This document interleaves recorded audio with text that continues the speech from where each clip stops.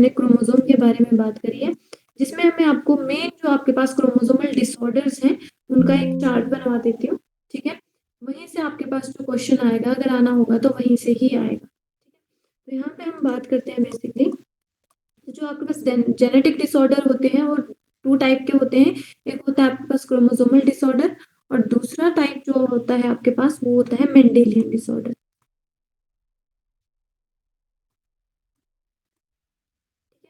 अब देखो जो आपके पास क्रोमोसोमल डिसऑर्डर्स हैं उनको आप कैसे फाइंड आउट कर सकते हो? उनको आप क्रोमोसोमल डिसऑर्डर को हम फाइंड आउट कर सकते हैं with the help of karyotype, ठीक है? कैरियोटाइप बेसिकली आप ऐसे समझ सकते हो कि कैरियोटाइप क्या होती है, आपके पास कैरियन मींस न्यूक्लियस, ठीक है? जो आपके पास न्यूक्लियस के अंदर जो क्रोमोसोम होते हैं उनकी इमेज आपको क्लियरली विजिबल होती है कैरियोटाइप में, ठीक है? जैसे आप एक्सरे देखते हो तो वैसे ही कुछ समझ लो आप। तो कैरियोटाइप में क्या होता है, आप ऐसे इमेजेस देख सकते हो क्रोमोसोम की, ठीक है?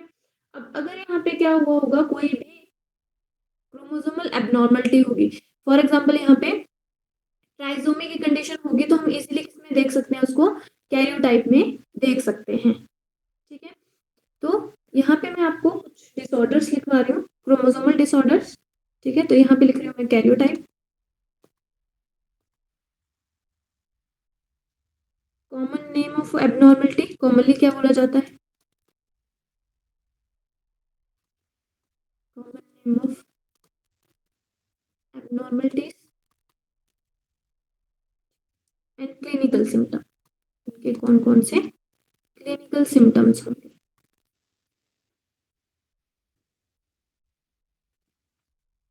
तो सबसे पहले हम बात करते हैं आपके पास, फर्स्ट है, अब देखो ये जो आपके पास डिसऑर्डर्स हैं क्रोमोसोमल डिसऑर्डर, वहां पे हम बात कर रहे हैं आपके पास, देखो एक होंगे आपके पास जो कहाँ पे होंगे, ऑटोसोम्स पे होंगे, और एक होंगे जो कहाँ पे होंगे, सेक्स क्रोमोसोम पे होंगे, ठीक है?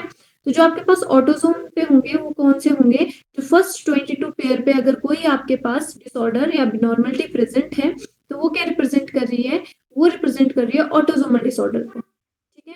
अगर 23rd पेयर पर कोई एबनॉर्मलिटी है तो वो किसको रिप्रेजेंट करेगी, वो रिप्रेजेंट करेगी सेक्स क्रोमोसोम को रिलेटेड, ठीक है?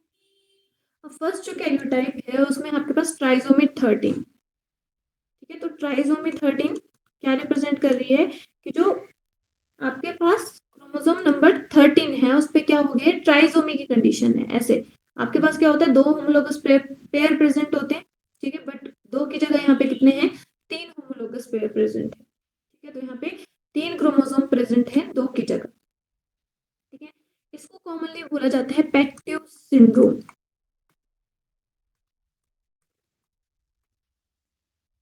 ठीक है? और जो क्लिनिकल सिम्टम रहता है वो रहते हैं इसमें multiple defects. What is this, ma'am? Patria syndrome? पेक्टिव syndrome, you,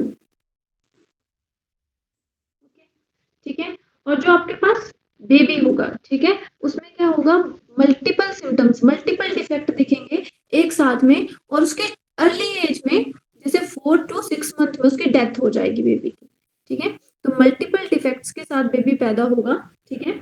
death by age of,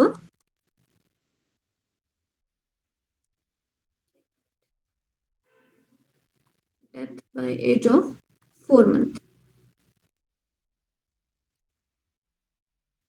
ठीक है?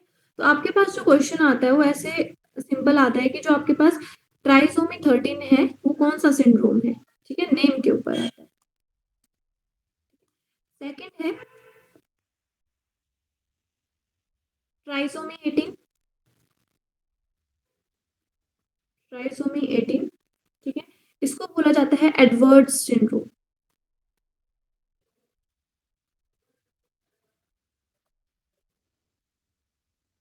एडवर्ड्स सिंड्रोम, ठीक है? इसमें जो आपके पास क्लिनिकल सिम्टम्स रहेंगे वो क्या रहेंगे, ईयर डिफॉर्मिटीज,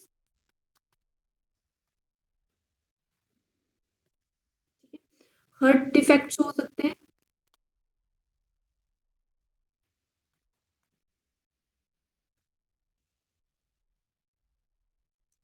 ठीक है?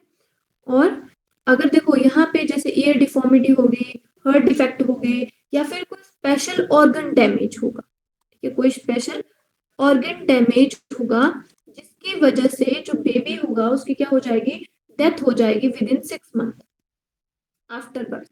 ठीक है, तो death with in 6 month after birth.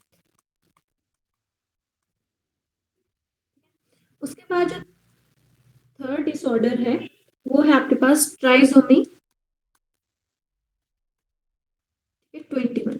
देखो ट्राइसोमी का मतलब क्या हुआ यहाँ पे, बेसिकली कौन सी कंडीशन है यहाँ पे, 2n+1 कंडीशन है हर जगह पे, यहाँ पे भी 2n+1, मतलब यहाँ पे टोटल नंबर ऑफ क्रोमोसोम कितने होंगे, 46 की जगह जो पर्सन होगा उसमें टोटल नंबर ऑफ क्रोमोसोम होंगे 47।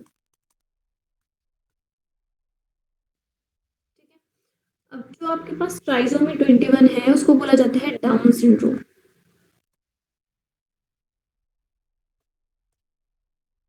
डाउन सिंड्रोम, ठीक है, या फिर इसको क्या बोला जाता है, मोंगोलिज्म। मोंगोलिज्म,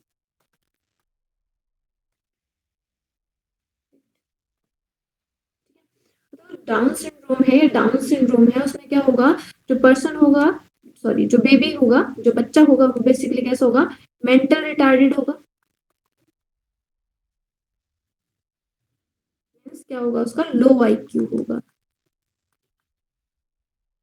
ठीक है, और कितना लो होगा, बिलो 40। ठीक है, शॉर्ट नेक होगी,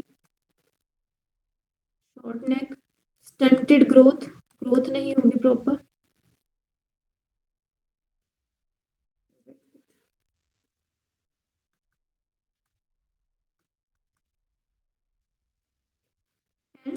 जो क्रीज पाम, जो उसकी पाम होगी उसमें क्रीज होगी,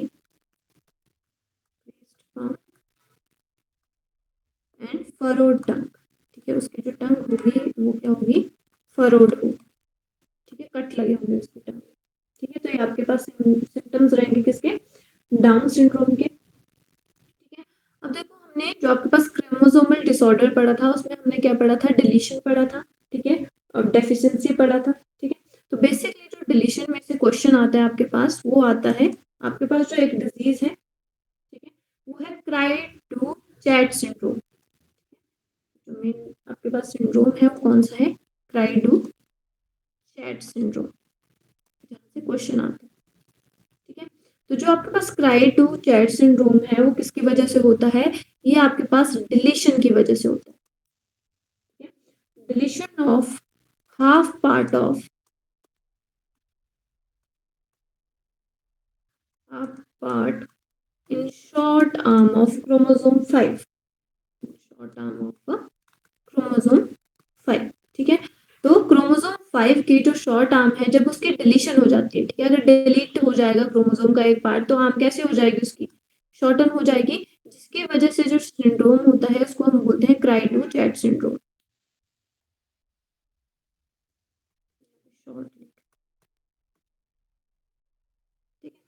अब बात करें सिम्टम्स की तो क्या होगा, सीवियर मेंटल रिटार्डनेस होगी। ठीक है, जो बच्चा होगा वो कैसा होगा, मेंटली रिटार्डेड होगा। ठीक है,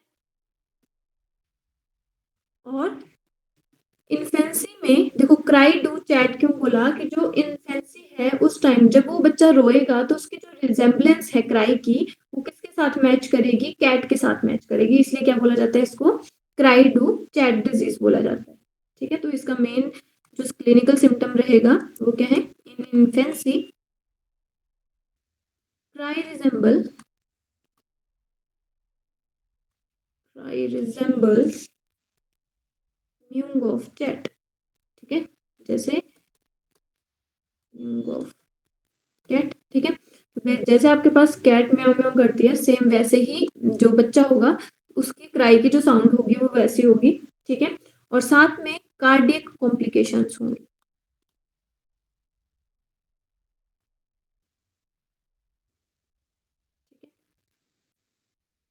और ट्रांसलोकेशन में से जो आपके पास मेनली जो सिंड्रोम मेंशन है, मेनली जो डिसऑर्डर मेंशन है वो है आपके पास ट्रांसलोकेशन बिटवीन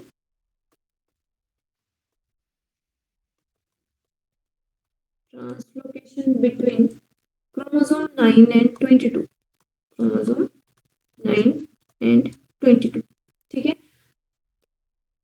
इसको हम बोलते हैं मेलिनोजेनस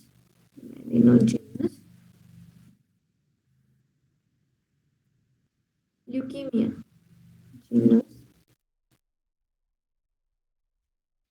ल्यूकीमिया, ठीक है। तो ये जो आपके पास बेसिकली जो डिसऑर्डर्स रहेंगे, अब जो इसका क्लिनिकल जो सिम्टम्स रहेंगे वो रहेगा बेसिकली ये क्या करेगा, जो आपके पास प्रोटीन है उसमें चेंज लेके आएगा, ठीक है। और उस प्रोटीन को कैसा बना देगा, ऑन्कोजेनिक बना देगा, ठीक है। ऑन्कोजेनिक मतलब बेसिकली क्या करेगा, उसमें जैसे कैंसर होता है, ठीक है, तो मतलब क्या है, वो ट्यूमर काउजिंग की तरह एक्ट करेगी, ठीक है, कार्सिनोजन की तरह एक्ट करेगी, और क्या होगी, मल्टीप्लीकेशन होती रहेगी, ठीक है। मतलब अनडिविजन, जो अनकंट्रोल्ड डिवीजन ऑफ सेल्स है वो कॉन्टिन्यूटी में होती रहेगी, जो किसको लेके आएगी, जो बेसिकली ल्यूकीमिया की कंडीशन लेके आएगी, जो बाद में कैसा हो जाएगा, मैलिग्नेंट में चेंज हो जाएगा, ठीक है।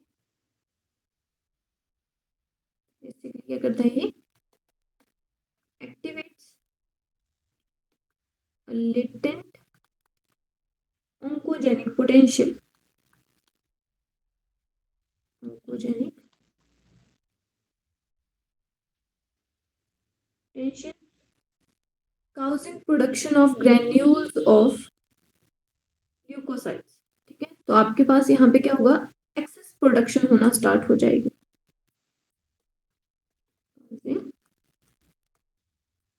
Production of excess leukocytes, excess leukocytes, ठीक है। और जब भी किसी सेल की क्या होने लग जाती है, एबनॉर्मल ग्रोथ होने लग जाती है, या फिर एबनॉर्मल डिवीजन होने लग जाता है, तो उसी को हम क्या बोल देते हैं, ट्यूमर बोल देते हैं, ठीक है। जो आगे किसको क्रिएट करता है, वो आगे जाके जनरेट करता है आपके पास कैंसर को, ठीक है। तो बेसिकली क्या है आपके पास, अनकंट्रोल्ड डिवीजन ऑफ सेल्स,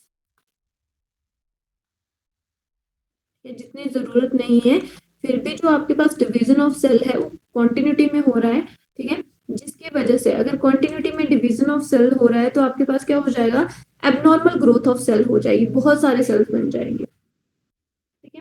तो बेसिकली आपको ये जो डिसऑर्डर्स हैं, ये जो सिंड्रोम है, ये याद रखने हैं। इसके अलावा मैंने आपको जो आपको सेक्स रिलेटेड बताए थे, ठीक है, क्रोमोसोमल एबनॉर्मेलिटी की वजह से, ठीक है, जिसमें क्या आपके पास एक मैंने आपको बताया था टर्नर सिंड्रोम, टर्नर सिंड्रोम में कौन सी कंडीशन होती है, 44 प्लस X0 कंडीशन, ठीक है, मैंने आपको लिखवा दिया था, जिसको क्या बोलते हैं हम, टर्नर सिंड्रोम बोलते हैं। अब देखो इसमें क्या होगा, जो फीमेल होगी वो कैसी होगी, वो बेसिकली उसकी जो ओवरीज होंगी वो रूडिमेंट्री होगी, तो फीमेल कैसी होगी, स्ट्राइल होगी, ठीक है, मतलब वो यंग बन को प्रोड्यूस नहीं करेगी, ठीक है। तो यहाँ पे क्योंकि यहाँ पे सिर्फ एक ही एक्स क्रोमोसोम है, ठीक है, तो कैसी होगी, फीमेल होगी। क्लिनिकल डिसऑर्डर्स की बात करें तो उसमें क्या होगी, रूडिमेंट्री होगी, रूडिमेंट्री ओवरी, ठीक है,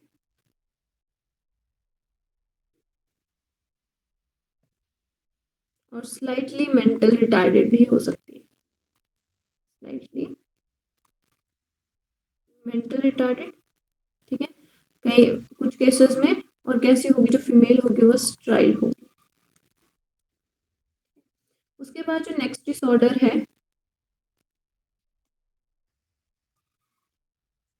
वो है 44 प्लस XXY, जिसको हम क्या बोलते हैं, जिसको हम बोलते हैं लाइन फेल्टर सिंड्रोम, लाइन फेल्टर्स सिंड्रोम, ठीक है। अब ये क्या होगा आपके पास, ये जो पर्सन होगा होगा वो मेल होगा, बट क्या होगा, विद फेमिनाइन कैरेक्टर, ठीक है, mail with feminine character,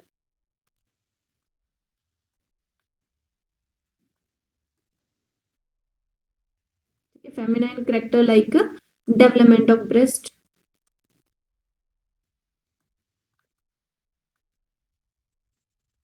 etcetera, ठीक है। और जो मेल होगा इस केस में, मेल कैसा होगा, वो होगा स्ट्राइल, क्या वो यंग वन को प्रोड्यूस नहीं कर सकता। ठीक है, उसके बाद आपके पास जो कंडीशन है, ठीक है, वो है आपके पास 44 क्रोमोसोम प्लस। अगर कौन सी कंडीशन है, एक्स एक्स एक्स कंडीशन है, ठीक है, तो इसको हम बोलते हैं सुपर फीमेल।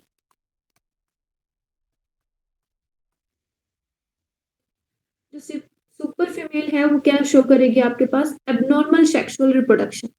ठीक है, तो सुपर फीमेल में देखो एक्स एक्स क्या रिप्रेजेंट करती है, नॉर्मल फीमेल को। जब उसमें एक्स्ट्रा एक्स आ जाएगा, ठीक है, तो बेसिकली वो एबनॉर्मल सेक्सुअल रिप्रोडक्शन को प्रोड्यूस करेगी, एबनॉर्मल सेक्सुअल रिप्रोडक्शन।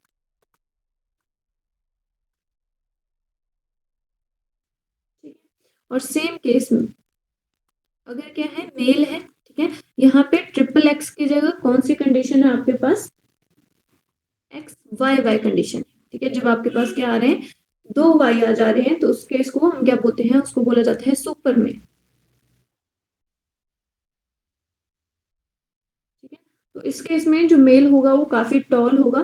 ठीक है, और बहुत मतलब उसमें क्या होगा, जो टेस्टोस्टेरोन का जो लेवल होगा वो काफी हाई होगा। ठीक है, तो मेल कैसा हो सकता है, एक्सेसिव टेस्टोस्टेरोन की वजह से क्या होता है, बार्डनेस क्रिएट होती है, ज्यादा एग्रेसिवनेस होगी। ठीक है, और क्या करेगा, वो सेक्सुअल जो करेक्टर्स हैं उनको भी डिग्रेड करना स्टार्ट कर देगा। जब आपके पास टेस्टोस्टेरोन क्या होता है, एक्सेसिव लेवल में होता है, जितना चाहिए। आपके बॉडी में, हमारी बॉडी में बेसिकली क्या होता है, कोई भी हार्मोन है या कोई भी चीज है, जब वो एक्सेस में होती है, या तो कम होती है या तो ज्यादा होती है, तो दोनों ही कंडीशन में क्या करती है, वो एबनॉर्मलिटीज या डिसऑर्डर लेके आती है। ठीक है, हमें हमारी बॉडी में जितनी भी चीजें हैं वो आपको एक मेंटेन्ड लेवल में चाहिए होती हैं। ठीक है, तो जब यहाँ पे एक्स वाई वाई कंडीशन आ जाएगी, तो जो टेस्टोस्टेरोन का लेवल होगा वो बहुत ज्यादा हो जाएगा, जिसकी वजह से जो पर्सन होगा उसकी जो लेंथ होगी बहुत टॉल होगा। ठीक है, बहुत एग्रेसिव होगा। ठीक है, बाल्डनेस आ सकती है, बाल्डनेस। ठीक है, और डिग्रेड करना स्टार्ट कर देगा, डिग्रेडेड स्पर्म प्रोडक्शन होना स्टार्ट हो जाएगा। ठीक है, जब किसका जो लेवल है, टेस्टोस्टेरोन का लेवल है, वो क्या हो जाएगा, एक्सेस हो जाएगा। ठीक है, तो ये आपके पास कुछ डिसऑर्डर्स हैं जो आपको बेसिकली याद रखने हैं। ठीक है, इनमें से आपके क्वेश्चंस क्या हो जाएंगे, सॉल्व हो जाएंगे। ठीक है, तो बेसिकली आपको क्रोमोसोमल में क्या पूछा जाता है, डिसऑर्डर्स पूछे जाते हैं कि कौन से क्रोमोसोम की वजह से कौन सा डिसऑर्डर होता है, कि अगर यहाँ पे ट्राइसोमी है, ठीक है, तो उसकी वजह से कौन सा डिसऑर्डर होगा, या मोनोसोमी कंडीशन है। ठीक है, ये किसको रिप्रेजेंट कर रही है, यहाँ पे ये आपके पास मोनोसोमिक कंडीशन को रिप्रेजेंट कर रही है। यहाँ पे कौन सी कंडीशन है, 2n-1 कंडीशन। क्लियर है। अब बेसिकली मैं दूसरी बात करती हूँ आपके पास मेंडेलियन डिसऑर्डर की। अब देखो, जो आपके पास मेंडेलियन डिसऑर्डर है उनको हम कैरियोटाइप में नहीं देख सकते। ठीक है, अब हम इनको क्यों कैरियोटाइप में नहीं देख सकते, क्योंकि कैरियोटाइप का क्या मतलब है आपके पास, सिंपल पिक्चर ऑफ क्रोमोसोम को क्या बोल देते हैं, कैरियोटाइप बोल देते हैं।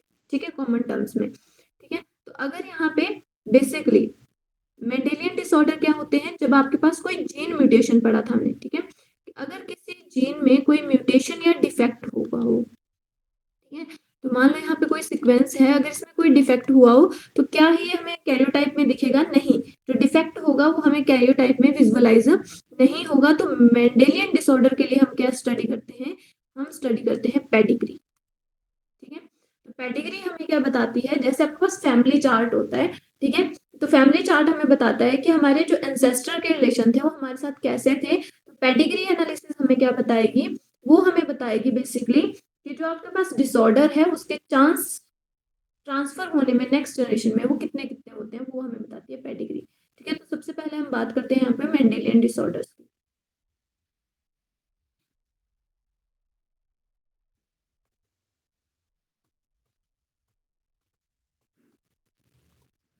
ठीक है, अब देखो, जब हम मेंडेलियन डिसऑर्डर्स की बात करते हैं, तो मेंडेलियन डिसऑर्डर्स पे आपके पास टू टाइप्स के होंगे। एक तो ऑटोसोमल होंगे, जो ऑटोसोम्स पे प्रेजेंट होंगे,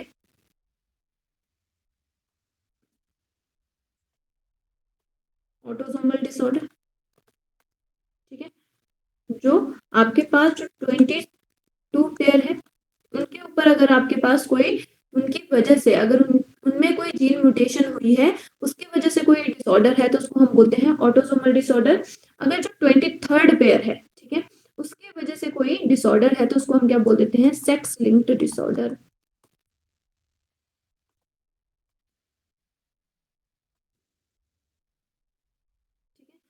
किसकी वजह से होता है ये, 23rd पेयर में अगर कोई डिफेक्ट है तो उसकी वजह से जो डिसऑर्डर होगा उसको हम क्या बोलेंगे, सेक्स लिंक्ड डिसऑर्डर, या इसको एलोसोम भी बोल देते हैं, ठीक है, एलोसोमिक डिसऑर्डर भी होता है, ठीक है। तो एक ही बात है, ठीक है। अब सबसे पहले हम बात करते हैं जो मेंडेलियन डिसऑर्डर है उसमें हम बात करेंगे पहले सेक्स लिंक्ड डिसऑर्डर की, फिर हम बात करते हैं आपके पास ऑटोसोमल डिसऑर्डर्स की।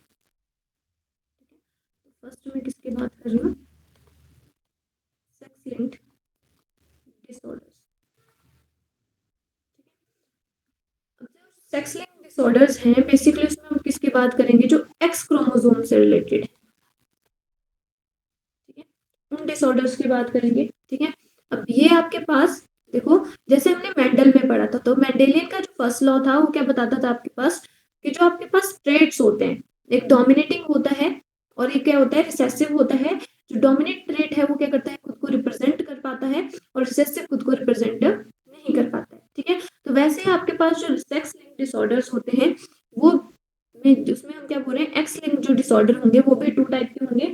एक होगा डोमिनेट डोमिनेंट, ठीक है, और एक कैसा होगा, एक होगा रिसेसिव, ठीक है। डोमिनेंट में आपने याद रखना है कि डोमिनेंट का एग्जांपल है आपके पास कलर ब्लाइंडनेस, ठीक है, और रिसेसिव का आपके पास एग्जांपल है हीमोफीलिया,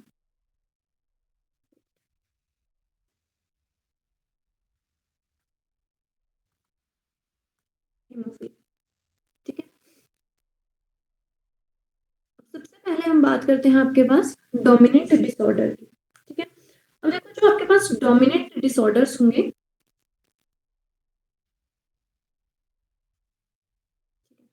डोमिनेंट का सिंपल सा मतलब है, अगर यहाँ पे कलर ब्लाइंडनेस को मैं कहाँ से रिप्रेजेंट कर रही हूँ, सी से, ठीक है। तो मान लो मेरे पास जो पेरेंट्स होंगे, पेरेंट्स कैसे होंगे मेरे पास, एक्स एक्स किसको रिप्रेजेंट कर रहे हैं, फीमेल को या मदर को,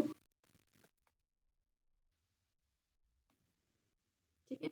और जो एक्स वाई है वो किसको रिप्रेजेंट कर रहा है, मान लो फादर को रिप्रेजेंट कर रहा है, ठीक है।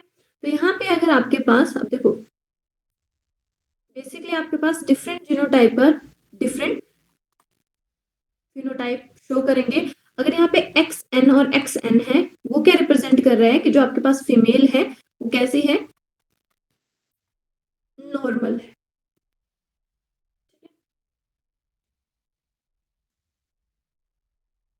वहीं पे अगर आपके पास क्या है, यहाँ पे जो कंडीशन है वो क्या है, एक्स और वाई है, तो उस केस में क्या है, जो मेल है वो कैसा है, कलर ब्लाइंड है,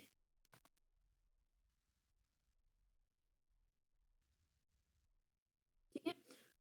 और अगर आपके पास कौन सी कंडीशन है, एक्स सी एन कंडीशन है, सॉरी एक्स सी एक्स एन कंडीशन है, तो आपके पास क्या रिप्रेजेंट कर रहा है, जो फीमेल है वो कैसी है, कैरियर है,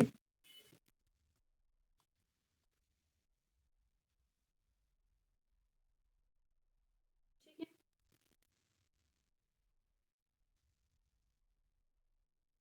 इतना क्लियर है आपको, बताओ समझ आ रही है आपको इतनी सी बात, Yes, ma'am. ठीक है। तो सिंपली ये हमें क्या बताएगा, ये हमें ये बता रहा है बेसिकली। अब देखो जो कलर ब्लाइंडनेस होती है, सिंपल अगर मैं बात करूं कलर ब्लाइंडनेस क्या होता है, कलर ब्लाइंडनेस का सिंपल सा मतलब है कि अगर कोई पर्सन है वो क्या कर रहा है, आपके पास कलर्स को डिस्टिंग्विश करने में वो एबल नहीं है, ठीक है। उसको अगर ग्रीन कलर है उसको रेड दिख रहा है, ठीक है। तो अगर वो कलर्स को डिस्टिंग्विश नहीं कर पा रहा है तो उस कंडीशन को हम क्या बोल देते हैं, उस कंडीशन को हम बोल देते हैं कलर ब्लाइंडनेस, ठीक है। अब जो आपके पास कलर ब्लाइंडनेस है बेसिकली आपको पता है जो आपके पास आईज है, मान लो ये आपके पास आई है, सिंपल सा एग्जांपल बता रही हूँ मैं, ठीक है। अब आई का जो पिछला पोर्शन होता है जहाँ पे इमेज फॉर्म होती है उसको क्या बोलते हैं हम, रेटिना बोलते हैं। और रेटिना में क्या प्रेजेंट होती है, रेटिना में कोन्स प्रेजेंट होती है, ठीक है। और कोन्स किसके लिए रिस्पॉन्सिबल होती है, कोन्स आपके पास 3 टाइप की होती है, ठीक है। कौन कौन सी, जो आपके पास प्राइमरी कलर होते हैं, रेड, ग्रीन और ब्लू, ठीक है। ये आपके पास 3 कोन्स प्रेजेंट होती है।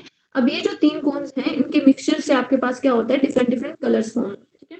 और जो मोस्ट कॉमन कलर ब्लाइंडनेस है, ठीक है, जब क्या होता है आपके पास मोस्ट कॉमन कलर ब्लाइंडनेस, जो मोस्ट कॉमन कलर ब्लाइंडनेस है वो है रेड ग्रीन कलर ब्लाइंडनेस, ठीक है। ये आपके पास मोस्ट कॉमन कलर ब्लाइंडनेस है कि जो पर्सन है वो क्या कर रहा है, बेसिकली वो रेड और ग्रीन में डिस्टिंग्विश नहीं कर पा रहा है, ग्रीन को रेड बोल रहा है, रेड को ग्रीन बोल रहा है, ठीक है। उसी को हम क्या बोल देते हैं, कलर ब्लाइंड बोल देते हैं, ठीक है। अब जो आपके पास एक्स लिंक्ड डिसऑर्डर्स होते हैं, ठीक है, उनमें जो बेसिकली सफर करते हैं वो ज्यादा कौन सफर करता है, मेल ज्यादा बेसिकली सफर करता है कंपैरिजन टू फीमेल, ठीक है। तो यह बात आपने याद रखनी है कि जब भी हम किसकी बात करेंगे, एक्स लिंक्ड डिसऑर्डर्स की बात करेंगे, जो आपके पास कहाँ पे प्रेजेंट होंगे, एक्स क्रोमोसोम के ऊपर प्रेजेंट होंगे, तो उस केस में देखो मेल के पास सिर्फ एक ही एक्स होता है, ठीक है। अगर इस पे कोई भी अगर डिफेक्ट है तो क्या करेगा वो डिसऑर्डर काउज कर देगा, ठीक है। अगर मैं फीमेल की बात करूं तो फीमेल के पास क्या है, ऐसी कंडीशन है तो फीमेल के पास क्या है, 2 एक्स होते हैं, ठीक है। तो अगर ये है, एक पे डिफेक्ट है और दूसरा नॉर्मल है, तो जो नॉर्मल होगा वो डोमिनेट कर जाएगा, ठीक है। तो फीमेल कैसी बनेगी, आपके पास कैरियर बनेगी, उसमें आपके पास डिफॉर्मिटी नहीं आएगी, ठीक है। इसीलिए जो आपके पास एक्स क्रोमोसोम की वजह से जो एक्स लिंक्ड डिसऑर्डर्स होते हैं उनमें कौन ज्यादा सफर करता है, मेल सफर मोर देन फीमेल, तो उनमें जो मेल होते हैं वो फीमेल से ज्यादा क्या करते हैं, सफर करते हैं, ठीक है। जैसे अगर मैं कलर ब्लाइंडनेस की बात करूं तो बेसिकली जो मेल होते हैं वो 8% मेल क्या करते हैं, सफर करते हैं, जबकि अगर यहाँ पे फीमेल के परसेंटेज की बात की जाए तो सिर्फ 0.4% फीमेल ही क्या हो सकती हैं, अफेक्टेड होंगी, ठीक है। वो भी रेयर, जो आपके पास फीमेल का जो डिफेक्ट होता है वो क्या होता है, रेयर होता है,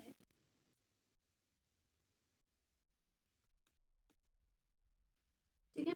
अब देखो सिंपली आपको यहाँ पे मैं एक क्रॉस बनाती हूँ जिससे आपको समझ आ जाएगा। और देखो जो मेंडेलियन डिसऑर्डर है आपके जो सिलेबस है वहां पे मेंशन भी है, ठीक है। जो आपके पास मेंडेलियन डिसऑर्डर्स हैं वो क्या रिप्रेजेंट करते हैं, देखो यहाँ पे मैं बात कर रही हूँ आपके पास पेरेंट्स की, तो आपसे जब पूछा जाएगा वो परसेंटेज पूछी जाएगी, ठीक है। अगर आपको क्वेश्चन आता है तो पेरेंट्स में यहाँ पे एक आपके पास एक्स एक्स है, एक आपके पास एक्स वाई है, मतलब एक मदर को रिप्रेजेंट कर रहा है और एक फादर को रिप्रेजेंट कर रहा है, ठीक है।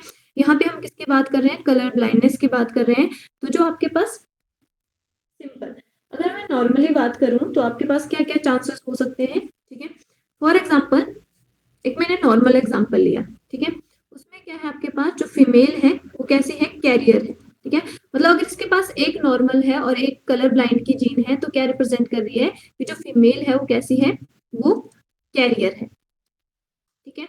और जो मेल है यहाँ पे वो नॉर्मल है, ठीक है। तो अगर मैं प्रोजेनी की बात करूं तो कितनी परसेंट प्रोजेनी में क्या होगा, तो आप ऐसे रिप्रेजेंट कर दो, देखो यहाँ पे एक्स सी, ठीक है। ये एक्स वाला क्रोमोसोम इसके साथ बाइंड कर जाएगा एक्स एन, ठीक है। ये एक्स एन भी किसके साथ बाइंड कर सकता है, इसके साथ, तो एक्स एन एक्स एन, ठीक है। ये एक्स सी वाई, और अगर यहाँ पे कलर ब्लाइंड ने किसके साथ किया, नॉर्मल के साथ किया, तो क्या कंडीशन आ जाएगी, एक्स सी एक्स एन, ठीक है। अब आपसे अगर पूछा जाए कि कितने परसेंट इंडिविजुअल्स में क्या होगा, कलर ब्लाइंडनेस होगी, ठीक है। तो आप इस डाटा को देख के बता सकते हो कि कितने परसेंट इंडिविजुअल में कलर ब्लाइंडनेस होगी, ठीक है। तो यहाँ पे देखो जो फीमेल है एक्स एक्स किसको रिप्रेजेंट कर रहा है, फीमेल को। यहाँ पे भी देखो जो फीमेल है वो क्या आ रही है, फीमेल या तो नॉर्मल है, ठीक है, या तो क्या है, सिर्फ कैरियर है, ठीक है। बट जो मेल है वो कैसा है, अफेक्टेड है। समझ आई बात? तो यहाँ पे क्या हो रहा है, अगर मैं 100% की बात करूं तो 25 इंडिविजुअल कैसे हैं, नॉर्मल है, 25 अफेक्टेड है, ठीक है, और जो 50% है वो कैसे हैं, कैरियर की तरह काम कर रहे हैं। कर सकते हो आप ऐसे, ठीक है, तो हो जाएगा आपके पास। समझ आ गई बात? तो आपको क्रॉस में सिर्फ परसेंटेज पूछी जाएगी। जैसे for example if mother is carrier, ठीक है, जैसे हमने यहाँ पे लिया if mother is carrier and father is normal, तो यहाँ पे क्या है, मदर कैरियर है और फादर कैसा है, नॉर्मल है। What percentage of son will be colour blindness, तो कितने परसेंट सन कैसे होंगे, कलर ब्लाइंड होंगे। तो यहाँ पे जो सन होंगे,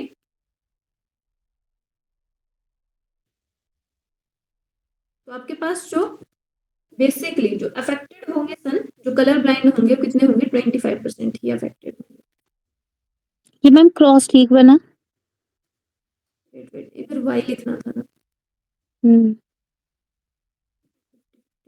दो बाई आएंगे मतलब यहाँ पे एक वाई है, ठीक है, तो यहाँ यस पे बेसिकली यहाँ पे अगर यहाँ पे है वाई, यहाँ पे एक बार कलर ब्लाइंड है तो ये आपके पास नॉर्मल आएगा। ओके ओके,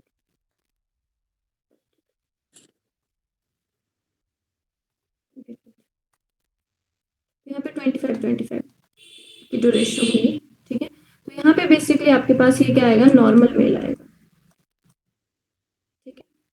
तो बेसिकली यहाँ पे जो अफेक्टेड होंगे वो कितने होंगे, 25% इंडिविजुअल अफेक्टेड होंगे, और नॉर्मल कितने होंगे, वो भी आपके पास 25 होंगे मेल, ठीक है। फीमेल में भी नॉर्मल फीमेल कितनी होंगी, यहाँ पे 25 फीमेल कैसे होंगी, नॉर्मल होंगी, बट यहाँ पे अफेक्टेड फीमेल पूछी जाए तो अफेक्टेड फीमेल कोई भी नहीं होगी, ठीक है, नो अफेक्टेड फीमेल, ठीक है। तो यहाँ पे जो फीमेल होगी वो कैसे होगी, कैरियर होगी या तो नॉर्मल होगी, अफेक्टेड नहीं होगी, ठीक है। इसीलिए हम देखते हैं जो आपके पास एक्स लिंक्ड जो आपके पास डिसऑर्डर्स होते हैं उसमें जो फीमेल होती है वो मैक्सिमम कैरियर होती है, अफेक्टेड वो रेयर केसेस में होगी, ठीक है। अगर आपसे पूछा जाए कि अगर फीमेल अफेक्टेड, अगर आपने अफेक्टेड फीमेल की परसेंटेज बतानी है तो आपको उस केस में क्या करना पड़ेगा, उस केस में क्या आपके पास जो फादर है उसके पास क्या होना चाहिए, अफेक्टेड जीन होना चाहिए, ठीक है। तो उसी केस में क्या आ जाएगी, फीमेल कैसी आ जाएगी, अफेक्टेड।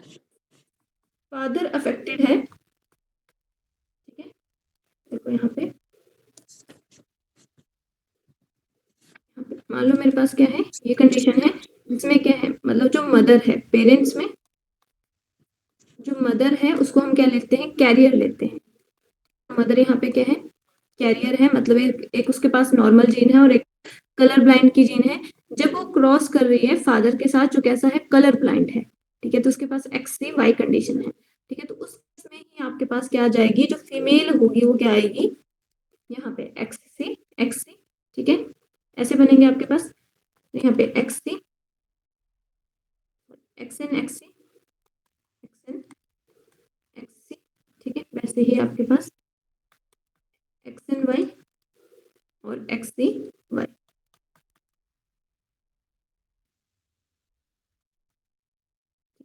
तो यहाँ पे हम बात करें तो ये जो मेल होगा वो मेल कैसा होगा, अफेक्टेड होगा, ये कैसा होगा, नॉर्मल होगा। ये जो फीमेल होगी वो कैसे होगी, कैरियर होगी।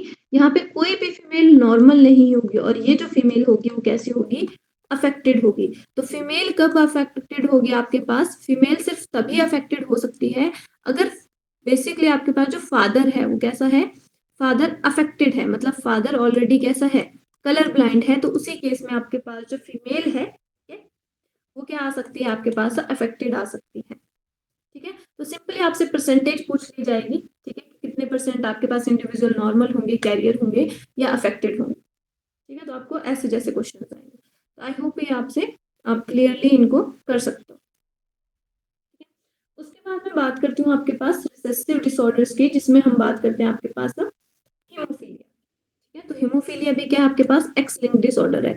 कई बार आपसे सिंपल आपके पास डायरेक्ट क्वेश्चन आ जाता है कि haemophilia is a x linked disorder, ठीक है। तो आपके पास आपको पता होना चाहिए एक्स लिंक्ड है, वाई लिंक्ड है या ऑटोसोमल डिसऑर्डर है। तो सिंपली आपके पास कैसा ये एक्स लिंक्ड डिसऑर्डर है। तो यहाँ पे हम बात करते हैं आपके पास हीमोफीलिया की।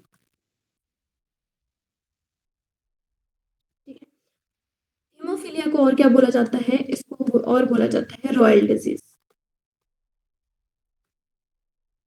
ठीक है, क्योंकि इसको रॉयल डिजीज इसलिए बोला जाता है कि जो आपके पास क्वीन विक्टोरिया थी, ठीक है, वो क्या थी, इसको रॉयल डिजीज क्यों बोला जाता है, क्योंकि जो क्वीन विक्टोरिया थी, ठीक है, that is basically the carrier of the haemophilia.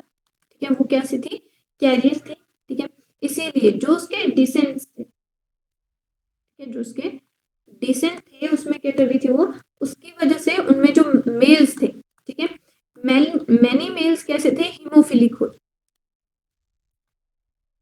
Mails में कौन सी कंडीशन थी, हीमोफिलिक कंडीशन थी, जिसकी वजह से क्या हो जाता था, जो मेल थे वो डाई हो जाते थे। ठीक है, अब देखो हीमोफीलिया आपको पता है, हीमोफीलिया किसमें हेल्प करता है, ब्लड क्लॉटिंग में हेल्प करता है। तो अगर हीमोफीलिया ना होगा तो क्या होगा, कोई भी ब्लड क्लॉट नहीं बनेगा।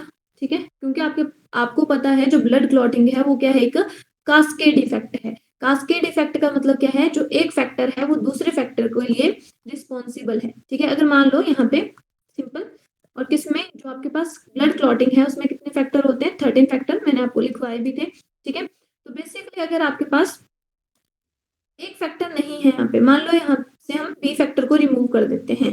ठीक है, तो बेसिकली क्या हो रहा था, जो ए था वो बी को कंट्रोल कर रहा है, बी सी को मतलब ऐसे सिग्नल दे रहा है। ठीक है, तो यहाँ से अगर हम एक फैक्टर को रिमूव कर देते हैं तो क्या होगा, जो ब्लड क्लॉटिंग होगी वो नहीं हो पाएगी।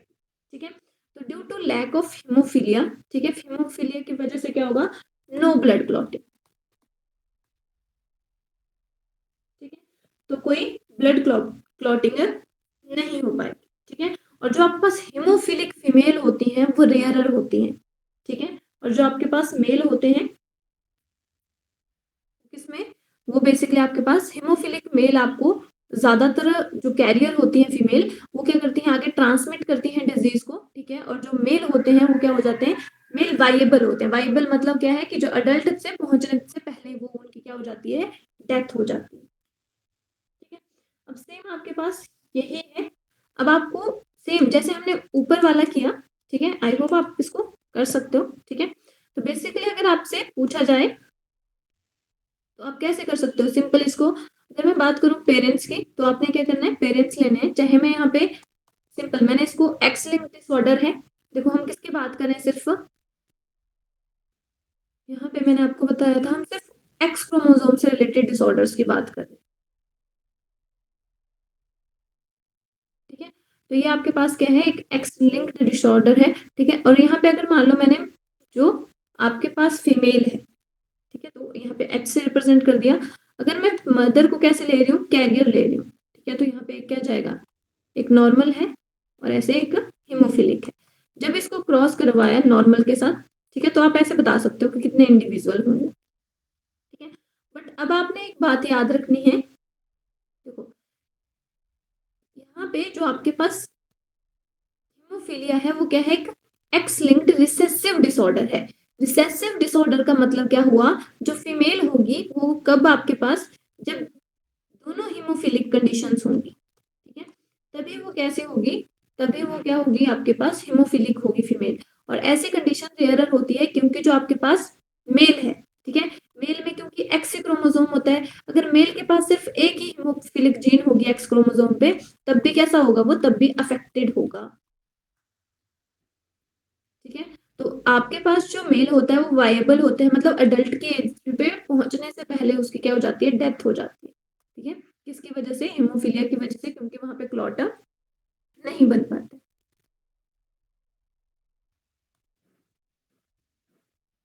ठीक है, क्लियर है इतना आपको। ठीक है, और दूसरा आपके पास डिसऑर्डर है वो है ऑटोसोमल डिसऑर्डर। तो कर लोगे आप इसको या करवाऊं मैं, बताओ, क्योंकि सिंपल आपने ऐसे क्रॉस बनाना है। ठीक है, आपको या फिर आप पुनेट स्क्वायर वाला भी क्रॉस बना सकते हो, वो आपकी मर्जी है। ठीक है, बट आपने अगर आपने इजी या फास्ट करना है तो हम सिंपल ऐसे क्रॉस बनाते हैं। जब पहले आप क्या करोगे, एक फीमेल के एक्स क्रोमोसोम को दूसरे जो आपके पास फादर है या जो मेल है उसके एक्स क्रोमोसोम के साथ मैच करेंगे ऐसे। ठीक है, फिर इसी को हम किसके साथ करेंगे, वाई के साथ, तो क्या हो जाएगा, एक्स एच वाई। ठीक है, वैसे ही नॉर्मल के साथ, तो एक्स एन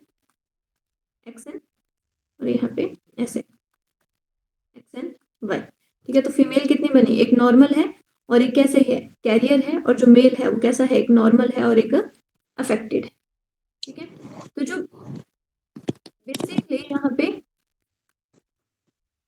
ऐसे, यहाँ पे फीमेल कैसी है, कैरियर है। ठीक है, ये आपके पास नॉर्मल है और ये मेल है। ठीक है, मेल कैसा है, यहाँ पे नॉर्मल है और एक कैसा है, यहाँ पे मेल कैसा है, अफेक्टेड। ठीक है, तो ऐसे आप परसेंटेज निकाल सकते हो। ठीक है, वहीं पे मैं सेकंड आपके पास बात करती हूँ ऑटोसोमल डिसऑर्डर्स की। ठीक है, तो मेंडेलियन डिसऑर्डर्स में मैंने क्या बोला, हम एक बात कर रहे हैं सेक्स लिंक्ड डिसऑर्डर की, तो हमने सेक्स लिंक्ड में हमने कलर ब्लाइंडनेस और हीमोफीलिया का एग्जांपल याद रखना है।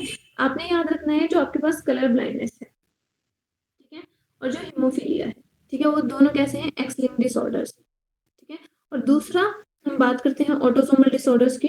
तो ऑटोसोमल डिसऑर्डर्स में एक तो मैंने आपको बताया था सिकल सेल एनीमिया, जिसमें से आपको क्वेश्चन आता है। ठीक है, तो आपके पास ऑटोसोमल डिसऑर्डर, ऑटोसोमल डिसऑर्डर्स में हम बात कर रहे हैं आपके पास, देखो ऑटोसोमल डिसऑर्डर में हम किसकी बात करेंगे, अगर आपके पास 22 पेयर्स में किसी भी पेयर में अगर क्या है, जीन में म्यूटेशन है, तो उसको हम क्या बोलेंगे, ऑटोसोमल म्यूटेशन बोलेंगे। ठीक है, तो ऑटोसोमल म्यूटेशन में जो आपके पास रिसेसिव डिसऑर्डर है, ठीक है, रिसेसिव डिसऑर्डर्स का एग्जांपल है आपके पास सिकल सेल एनीमिया, ठीक है, फिनाइल कीटोन यूरिया, ठीक है, थैलेसीमिया।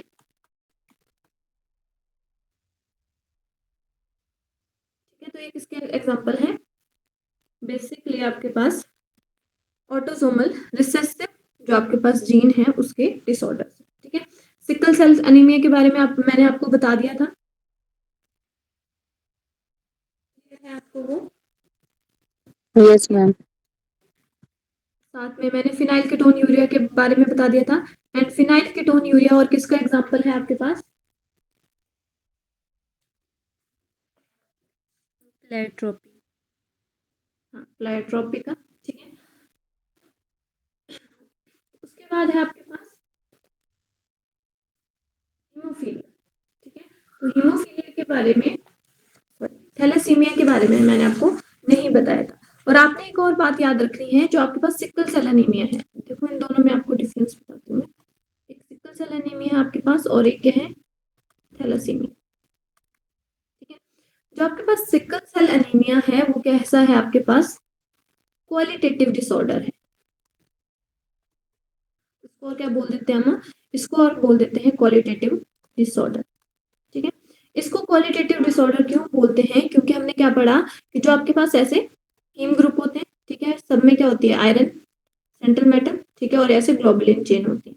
ठीक है, 2 अल्फा और 2 बीटा। ठीक है, जिसमें बीटा ग्लोबुलिन जो चेन है उसके जो 6th पोजीशन है, ठीक है, जैसे इसकी मान लो ये इसकी 6th पोजीशन है, उसमें क्या हो जाता है, चेंज हो जाता है, जिसमें क्या है आपके पास, जो आपके पास GEG है, GEG is replaced by GUG। ठीक है, तो जो आपके पास बेसिकली ग्लूटामिक एसिड है, ठीक है, और जो आपके पास ये किसको रिप्रेजेंट कर रहा है, ये रिप्रेजेंट कर रहा है वैलिन, और ये है ग्लूटामिक एसिड। ठीक है, तो जो वैलिन है वो किसको रिप्लेस कर देता है, वो ग्लूटामिक एसिड को रिप्लेस कर देता है। ठीक है, जिसकी वजह से जो आरबीसी की शेप हो जाती है वो कैसी हो जाती है, सिकल सेल हो जाती है।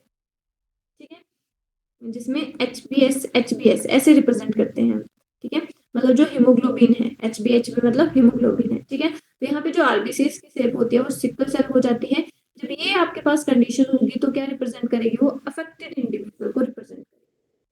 ठीक है, तो देखो यहाँ पे आपने जो बात याद रखनी है वो याद रखनी है कि यहाँ पे आपके पास मेल और फीमेल की बात नहीं होगी। ठीक है, आपके पास सिकल सेल एनीमिया मेल को और फीमेल को बराबर हो सकता है। ठीक है, जैसे हमने सेक्स लिंक्ड में पढ़ा कि उसमें क्या होता है, जो फीमेल होती हैं वो बेसिकली बच जाती है। ठीक है, फीमेल में डिजीज रेयरर होती है, फीमेल मैक्सिमम कैरियर होती हैं, और जो मेल होते हैं वो डिजीज होते हैं और अफेक्टेड होते हैं मोस्ट। ठीक है, बट जब हम बात करते हैं ऑटोसोमल डिसऑर्डर की, तो यहाँ पे मेल और फीमेल ऐसा कुछ नहीं होता है, जो आपके पास परसेंटेज रहती है वो आपके पास सेम सेम रहेगी। अब आपसे जो क्वेश्चन पूछा जाएगा उसके अकॉर्डिंग आपका आंसर होना चाहिए। ठीक है, तो यहाँ पे मेल और फीमेल नहीं आप लेके चलोगे, क्योंकि जो आपके पास सिकल सेल एनीमिया है वो बेसिकली कैसा डिसऑर्डर है, ऑटोसोमल डिसऑर्डर है, ठीक है। तो मेल और फीमेल दोनों में से किसी में भी हो सकता है, ठीक है। तो ये आपके पास HbHbS किसको रिप्रेजेंट करता है, ये रिप्रेजेंट करता है सिकल सेल, ठीक है।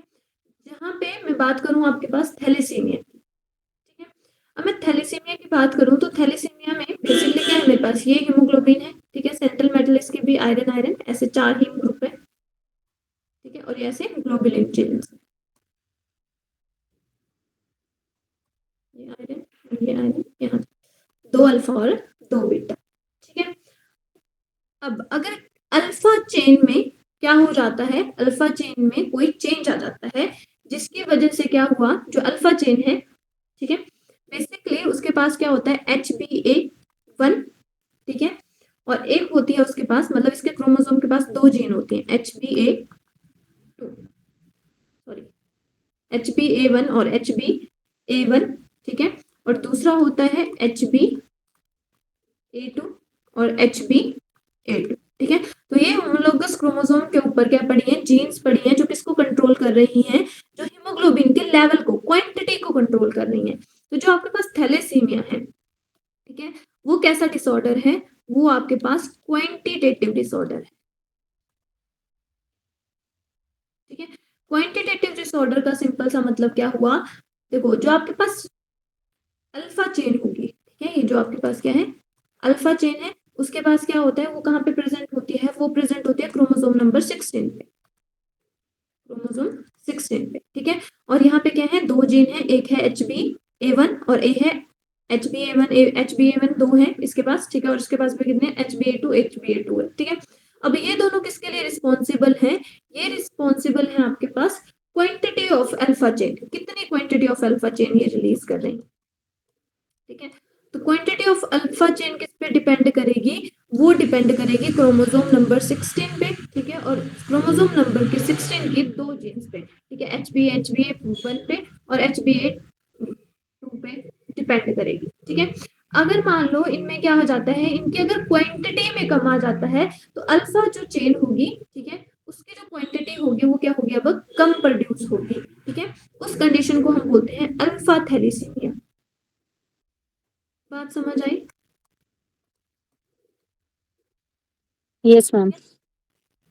और वैसे ही आपके पास जो, देखो 2 चेन बताई मैंने, एक अल्फा चेन होती है और एक कौन सी होती है, बीटा चेन, ठीक है। तो सेम वे में अगर बीटा चेन है, अब देखो जो बीटा चेन है उसके लिए जो प्रोटीन प्रोड्यूस हो रही है वो किसकी वजह से हो रही है, उसकी जीन प्रेजेंट होती है क्रोमोसोम नंबर 11 पे इसकी जीन प्रेजेंट होती है, ठीक है। तो आपको ये याद रखना है कि कौन से क्रोमोसोम के ऊपर जीन प्रेजेंट होती है, ठीक है। 11 के ऊपर जीन प्रेजेंट होती है, इसकी एक ही जीन प्रेजेंट होती है आपके पास, वो है HBB, ठीक है, HBB, ये भी है HBB, ऐसे जीन प्रेजेंट होती है होमोलोगस क्रोमोसोम पे, ठीक है। अब ये जो जीन है वो किसके लिए रिस्पॉन्सिबल है, ये रिस्पॉन्सिबल है आपके पास प्रोडक्शन ऑफ बीटा चेन, ठीक है।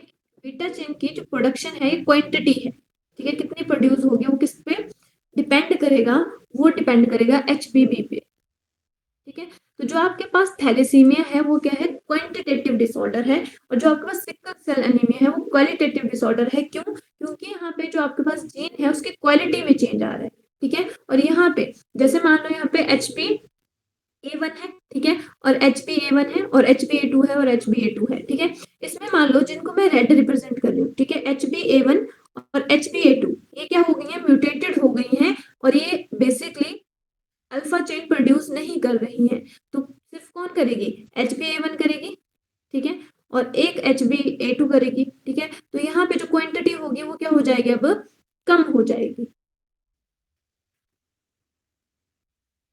क्लियर है दोनों कैसे हैं, दोनों ब्लड ही डिसऑर्डर्स हैं, ठीक है।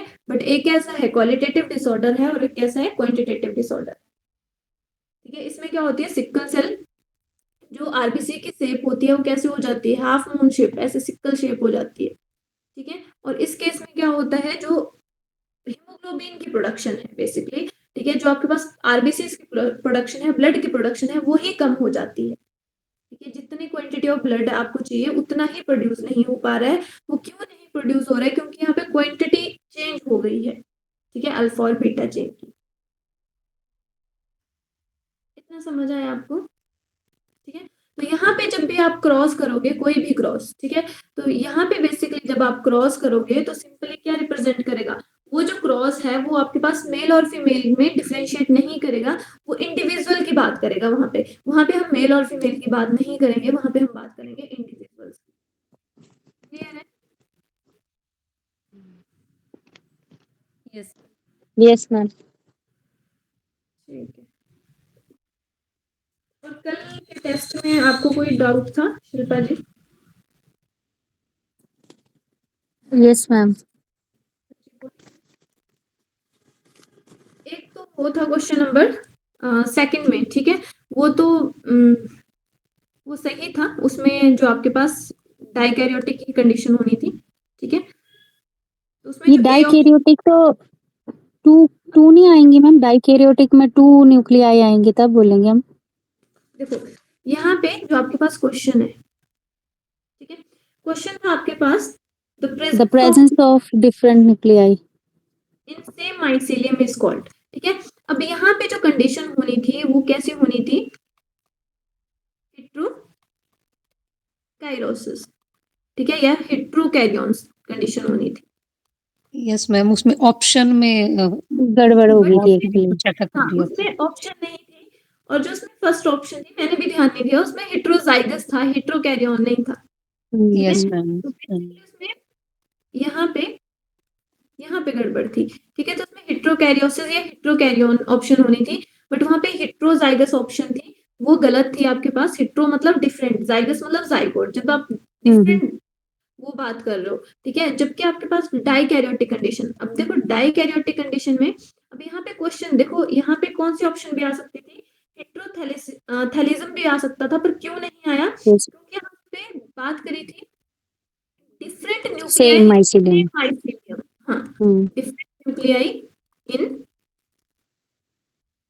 Same same mycelium. माइसीलियम, ठीक है। तो सेम माइसीलियम में डिफरेंट न्यूक्लियाई कौन सी वजह से भी हो सकती है, क्योंकि यहाँ पे मान लो मेरे पास ये फंगी है, ठीक है, तो इसका बेसिकली क्या है, ऐसे सेप्टा है, और हर के पास क्या है, अपना न्यूक्लियस है, ठीक है। ये भी मेरे पास 2 स्ट्रैंड ले लिए मैंने, एक ए स्ट्रैंड ले लिया, एक बी स्ट्रैंड ले लिया, इनका अपने पास न्यूक्लियस है, ठीक है। अब ये क्या करेगा, जब ऐसे फ्यूजन के टाइम पे जब प्लाज्मोगैमी करेंगे, ठीक है, तो ये यहाँ से आएगा, ठीक है। अब सेम माइसीलियम माइसीलियम में एक ही बनाएंगे, ठीक है, तो उसमें क्या होगा, ये अपना न्यूक्लियस देगा, ये अपना न्यूक्लियस देगा, ठीक है। इसलिए हम किसको मान रहे हैं, यहाँ पे डाइकैरियोटिक कंडीशन को मान रहे हैं, ठीक है। तो यहाँ पे ये N+N कंडीशन में रहता है, ठीक है, जैसे हमने किसका एग्जांपल पढ़ा था, जैसे आपके पास बेसिडियोमाइसिटीज है या एस्कोमाइसिटीज है, तो उसमें कौन सी कंडीशन रहती है, N+N कंडीशन रहती है, जिसको हम डाइकैरियोन या डाइकैरियोटिक फेज में बोलते हैं, ठीक है। अब सेम माइसीलियम में बात करी थी, तब हमने इसको क्या बोल दिया, डाइकैरियोटिक बोल दिया। इसके अलावा मोनोकैरियोटिक, मोनो मतलब सिंगल, कैरियोट मतलब न्यूक्लियस, तो वो ऑप्शन नहीं हो सकती थी। अब इसके अलावा एक और चीज है आपके यहाँ पे, वो है हेटेरोथैलिज्म, ठीक है। अब देखो जो आपके पास हेटेरोथैलिज्म है वो क्या रिप्रेजेंट कर रहा है, वो रिप्रेजेंट कर रहा है कि आपके पास हेटेरो मतलब डिफरेंट, ठीक है। अब मान लो आपके पास जो एक फंगी है, ठीक है, मान लो यहाँ पे लिखते हैं मैंने फंगी, ठीक है, ये इसका स्ट्रेन है, ठीक है, ये इसका न्यूक्लियस है, ठीक है, तो मैंने फंगी ए रिप्रेजेंट कर दिया इसको, ये इसका स्ट्रेन है। अगर ये इसका जो न्यूक्लियस है वो इनकम्पैटिबल है, ठीक है, इनकम्पैटिबल है ये, ठीक है, ये खुद क्या कर सकता है, खुद जाइगोस्पोर नहीं बना सकता है, तो उस कंडीशन में इसको किसकी जरूरत पड़ेगी, इसको किसी और ऐसे हाइफे की जरूरत पड़ेगी, जो किसी और स्ट्रेन का हाइफे होगा, ठीक है। फिर ये दोनों क्या करेंगे, फ्यूज करेंगे, ठीक है। तो यहाँ पे न्यूक्लियाई पूछा था, तो इसलिए हमने हेट्रोथैलिज्म को यहाँ पे प्रेफरेंस नहीं दी, क्योंकि यहाँ पे रिप्रेजेंट आपको क्वेश्चन में डायरेक्टली आपको बताया हुआ है कि आपने न्यूक्लियाई के बारे में बताना है, ठीक है। बट हेट्रोथैलिज्म आपके पास क्या होता है, जब आपके पास 2 फंगी है, ठीक है, उनका डिफरेंट जो स्ट्रेन है, जिसमें से आपके पास जो एक फंगी है वो इनकम्पैटिबल है जूस्पोर बनाने में, ठीक है, तो किसकी हेल्प लेगी, दूसरे फंगी स्ट्रेन की हेल्प लेगी, और क्या बनाएगी, न्यूक्लियस बनाएगी। ये भी आपके पास, यहाँ पे भी आपके पास कौन सी कंडीशन आती है, यहाँ पे भी आपके पास एक या एक से ज्यादा न्यूक्लियाई प्रेजेंट होते हैं हेट्रोथैलिज्म कंडीशन में, ठीक है। Yes ma'am. और इसके एक अलावा था मुझे वो एक हाँ जी। ये एक था वो photosynthetic function is carried through stems only in. अब ये एक ऐसे था कि ऑन स्टेम ओनली, तब मैं थोड़ा-सा ये देख रही थी इसका कि जो ओपेंशिया होता है उसका जो स्टेम होती है that is because we are just talking about the stem. Asparagus में अब देखो और यहाँ पे अकेशिया में लीव्स थी। हाँ जी। अब देखो यहाँ पे जो आपके पास ऑप्शन थी, ठीक है, एक तो ओपेंशिया के ऑप्शन थी आपके पास, हुँ, ठीक है। अब देखो जो आपके पास ओपेंशिया है और जिसको हम क्या बोलते हैं प्रिकल ट्री कैक्टस, पियर कैक्टस भी बोलते हैं, ठीक है, उसमें क्या होता है जो आपके पास लीव्स होते हैं वो मॉडिफाइड हो जाती हैं स्पाइन्स में, ठीक है। इसकी जो लीफ होती है, ठीक है, लीफ की मॉडिफिकेशन किसमें हो गई, लीफ मॉडिफाइड हो गई यहाँ पे स्पाइन्स में, ठीक है। और इसके जो आपके पास बेसिकली स्टेम है, ठीक है, तो इसकी जो स्टेम होती है, जो इसकी स्टेम है वो क्या होती हो जाती है, फ्लैट हो जाती है, फ्लैटेंड हो जाती है, ठीक है, मतलब जो स्टेम है वो ही रिड्यूस हो जाएगी, फ्लैटेंड हो जाएगी और फ्लैशी हो जाएगी, ऐसे मोटी हो जाएगी, ठीक है। कौन हो रहा है, स्टेम की मॉडिफिकेशन है, और जो लीफ होते हैं वो ऐसे स्पाइन्स में चेंज हो गए, ठीक है। तो ये इसको हम बोल देते हैं इस कंडीशन को जब स्टेम की मॉडिफिकेशन हो रही है उसको हम बोलते हैं फाइलोक्लेट, ठीक है।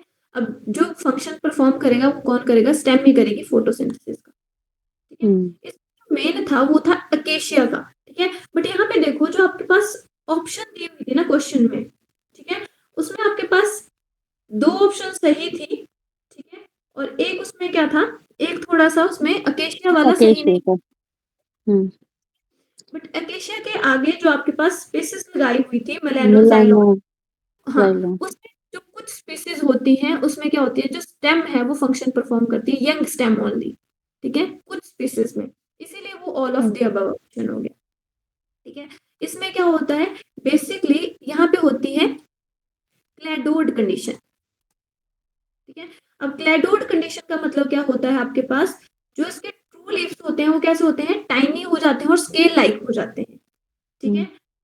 और जो आपके पास स्टेम होगी वो क्या करेगी आपके पास बेसिकली यहाँ पे जिसका पेटियोल होता है जहां से लीफ ग्रो करता है ना उसको हम क्या बोलते हैं, मान लो ये मेरे पास लीफ है तो इसको मैं क्या बोल देती हूँ, पीटीओ। सॉरी, यहाँ पे इस कंडीशन को हम क्या बोलते हैं, इसको हम बोलते हैं फेलोड, सॉरी, ठीक है। तो यहाँ पे जो इसका पेटियोल होता है वो क्या हो जाता है, वो स्वेल अप हो जाता है, ठीक है। ये जो इसकी लीफ होगी वो क्या हो जाएगी, रिड्यूस हो जाएगी, और ये जो स्टॉक जैसी होती है जिसको हम पेटियोल बोलते हैं ये स्वेलो हो जाएगा, और ये आगे फोटोसिंथेसिस का फंक्शन परफॉर्म करने लग जाएगा। समझ आई बात, यस मैम, मतलब ये मेरे पास क्या यस थी, मैम। ये लीफ थी, ये इसका क्या था, लीफ। पेटियोल, ठीक है। हुँ, अब एक और दिया था आपने coccoloba, that is also a leaf, opuntia के साथ ना एक्चुअली, कोकोलोबा। ठीक है, हाँ उसमें भी सेम कंडीशन है आपके पास कि जो आपके पास उसमें ओके, क्या होता है, जो आपके पास कुछ जो यंग स्टेम होती हैं, ठीक है, वो अच्छा, कंडीशन है उनमें कि जो कुछ यंग स्टेम्स होती हैं वो फोटोसिंथेसिस परफॉर्म करती हैं, और कुछ में क्या होता है जो लीफ होती है वो मॉडिफाइड हो जाती है, जैसे यहाँ पे है तो ये क्या होगा, ये जो पेटियोल होगा ये थोड़ा सा ऐसे स्वेलन अप हो जाएगा अच्छा, और ऐसे लीफ की तरह काम करेगा, ये फोटोसिंथेसिस करेगा, फिर स्टेम का फंक्शन ठीक। बेसिकली, हाँ। और कईयों में क्या होता है हाँ, स्टेम का फंक्शन, अब उसमें जो ऑप्शन दी थी उसमें दो दो लिखे हुए थे ना, हाँ, तो हाँ, उसकी यस मैम, वो कन्फ्यूज़िंग था थोड़ा। उसकी चलिए, वजह से हो गई। अच्छा ये ma'am scape is aerial roots turmeric and जिंजिवा, जो टर्मरिक में साइड में निकली होती है, जो अंडर अंडर ग्राउंड्स होती हैं, वो वाली या जो बाहर वाली बोल रहे हैं? ग्राउंड वाली स्केप, बोल रहे हैं। ग्राउंड वाली, ओके। और एक आपके पास एक क्वेश्चन था उसमें ऑप्शन गलत थी, ठीक है, मैंने हाँ जी, क्वेश्चन नंबर 45 में, ठीक है, तो यहाँ पे इसको ठीक कर लेना आप, ठीक है, क्वेश्चन नंबर 55, 45 की बात कर रही हूँ मैं, ठीक है। यहाँ पे जो वर्ड है एसिड रेन, ठीक है, तो एसिड रेन जो दी थी वो रॉबर्ट एंगस स्मिथ ने दिया था, ठीक है। तो यहाँ पे अरहान लिख दिया है, तो अरहान ने नहीं बोला था, जो आपके पास फर्स्ट टाइम बोला था वो किसने बोला था, Robert Angus Smith, Angus Angus. Smith, ठीक है। और कब 1872 में।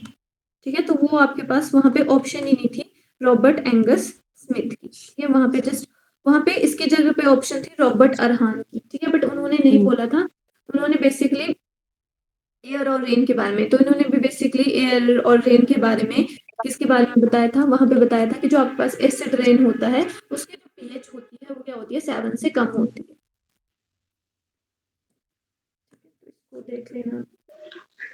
मैम एक जो क्वेश्चन नंबर 41 है उसके अंदर जो एनवायरमेंट अवेयरनेस मंथ है उसकी डेट फिक्स है ये 19 नवंबर टू 18 दिसंबर।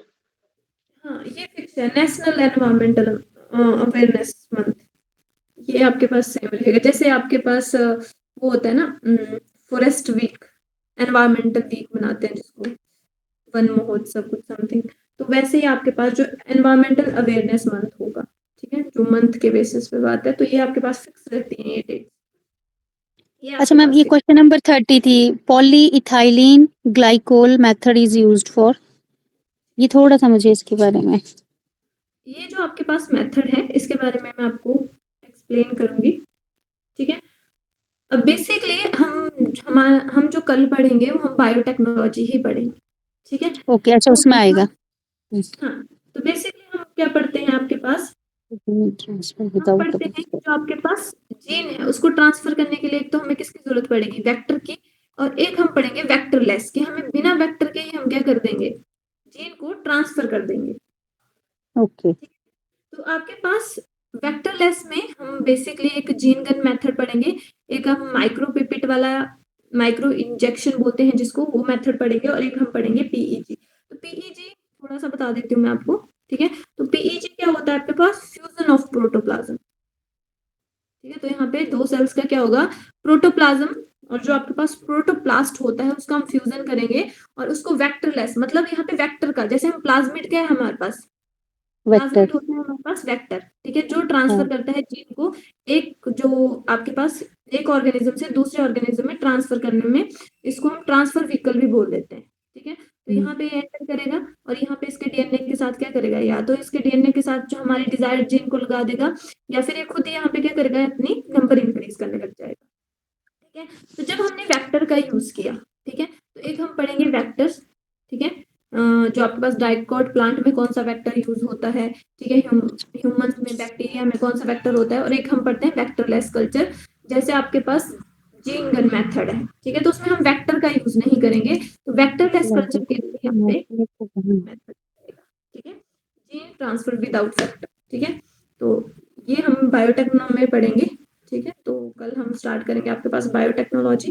ठीक है, जिसमें हम पहले बात करेंगे प्रिंसिपल एंड प्रोसेसेस की, और उसके बाद बात करेंगे हम एप्लीकेशंस की। ठीक है, आई होप जितना हमने पढ़ा है उतना आपको क्लियर हुआ होगा। ठीक है, अब मैं आपके पास जो मेन Yes, ma'am. टॉपिक है, जैसे आपके पास सिलेबस के अकॉर्डिंग है, ठीक है, तो मैं वैसे ही आपके पास करवा रही हूँ। ठीक है, अगर आपको कहीं पे भी कुछ कंफ्यूजन होगा या कोई चीज समझ नहीं आई होगी तो आप मेरे को बता सकते हो। Okay, thank you, that's all for today.